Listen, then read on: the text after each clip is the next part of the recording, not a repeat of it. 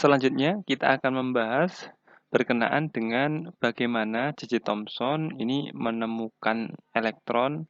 Nanti juga akan kita bahas juga bagaimana percobaan Ernest Rutherford, serta detail dari teori Niels Bohr maupun teori mekanika kuantum.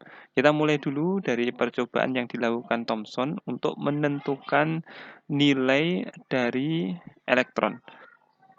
Rincian bahan-bahan yang digunakan J.J. Thomson antara lain adalah lempeng katoda dan anoda.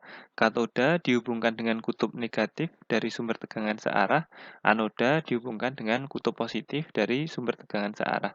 Sumber tegangan yang digunakan berdasarkan referensi yang saya baca, nilainya sekitar 3 kV atau 3000 volt, cukup besar. Kemudian katoda dan anoda ini diletakkan di dalam tabung yang sudah divakumkan. Di ujung tabung ini diberi lempeng fluoresen, di mana lempeng ini akan berpendar atau menyala ketika ditumbuh oleh partikel bermuatan. Di bagian dekat ujung juga diletakkan lempeng bermuatan untuk menghasilkan medan listrik. Tujuannya adalah untuk mengetahui pengaruh dari partikel yang dipancarkan oleh katoda itu terhadap medan listrik yang ditempatkan ini. Begitu juga diberi medan magnet warna merah, ini artinya north, north itu utara ya. Kemudian yang warna biru itu south atau selatan. Medan magnet yang dihasilkan oleh magnet ini untuk mengetahui pengaruh pergerakan partikel terhadap medan magnet. Nanti kaitannya dengan gaya Lorentz ya. Sedangkan medan listrik ini kaitannya dengan gaya Coulomb. Selanjutnya kita akan melihat animasi dari percobaan J.J. Thomson. Berikut adalah percobaan yang dilakukan oleh J.J. Thomson. Percobaan ini sebenarnya juga merupakan penerapan dari televisi tabung yang mungkin masih ada sampai sekarang ya, di mana televisinya itu yang di bagian belakang membesar itu ya. Ini adalah salah satu penerapan dari percobaan yang dilakukan J.J. Thomson, yaitu menggunakan katoda dan anoda. Katodanya dihubungkan dengan sumber tegangan negatif, kemudian anodanya dihubungkan dengan sumber tegangan positif. Ketika dinyalakan, katoda memancarkan partikel mengenai lubang dari anoda, kemudian mengenai lempengan fluoresen sehingga berpendar atau menyala, warnanya hijau. Kita akan juga mengamati nanti bagaimana pengaruh dari medan listrik terhadap partikel yang dipancarkan oleh katoda tersebut. Berikut adalah menggunakan lempeng positif dan negatif untuk menghasilkan medan listrik. Kita bisa melihat ini ya, bahwa ketika diletakkan lempeng positif dan negatif, positif di bawah, kemudian negatif di atas, ternyata partikel yang dipancarkan katoda ini akan membelok ke bawah. Artinya ada semacam tarikan ke arah bawah. Ingat, yang bisa ditarik oleh muatan positif atau lempeng positif di bagian bawah hanya muatan negatif. Sehingga J.J. Thomson menyimpulkan bahwa partikel yang dipancarkan oleh katoda tersebut haruslah partikel yang bermuatan negatif yang dikenal sebagai elektron. Positive charges. Therefore, a cathode ray must consist of negatively charged particles.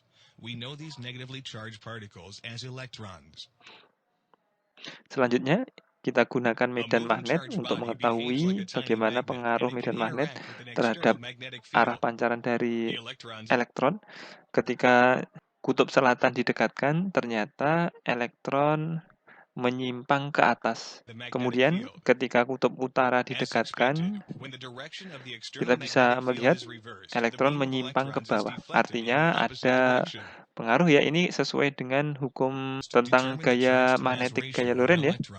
Selanjutnya kita akan bahas berkenaan dengan bagaimana menentukan nilai perbandingan muatan dan massa dari elektron. Kembali ke PowerPoint semula. Dari animasi tadi kita bisa mengetahui bahwa ketika partikel atau elektron yang kita sebut sekitarnya diletakkan lempeng positif dan negatif, ternyata elektron akan membelok ke arah lempeng positif. Ini berbeda dengan gambar ya, lempeng positifnya di atas, lempeng negatifnya di bawah. Kalau yang di animasi tadi, lempeng positifnya di bawah, negatifnya di atas. Di mana ini elektron akan membelok ke arah A. Di sini bisa kita jelaskan bahwa elektron akan mengalami gaya Coulomb yang nilainya sebanding dengan E dikali E kecil. E ini medan listrik, E kecil ini adalah muatan elektron. Kemudian ketika diberi medan magnetik, utara dan selatan, elektron akan berbelok ke arah C. Kalian bisa menggunakan aturan tangan kiri ya, karena ini muatannya negatif. Aturan tangan kiri ketika membahas atau saat kemarin kita membahas gaya Lorentz atau gaya magnetik. Masih ingat ya, gaya Lorentz, F Lorentz sama dengan B dikali Chi dikali V. Chi-nya ini sekarang diganti dengan muatan elektron. Muatan elektron simbolnya E kecil sehingga B, E dikali V. V-nya ini adalah kecepatan dari elektron. Selanjutnya, J.J. Thomson ini akan mengeset nilai dari E dan B sehingga elektron itu akan tetap bergerak lurus. Ketika elektron bergerak lurus mengenai B, hal ini menunjukkan bahwa nilai dari gaya Coulomb sama dengan nilai dari gaya Lorentz.